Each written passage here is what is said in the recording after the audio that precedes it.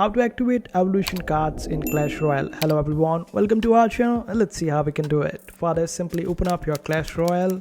After that, open up the card builder, and here just simply click over here, and right here if you have the evolution cards, then you would be able to see two purple decks over here that you can use in order to drag and drop the cards to these slots. And if you don't have them, then you wouldn't be able to do it, and it appears for the first two slots. So you just have to drag and drop in these purple slots and your evolution cards will get activated. In order to see these cards, you can simply check out the shop, and this is how the evolution cards will look like, that you can drag and drop into these slots, the purple ones, and this is how you do it.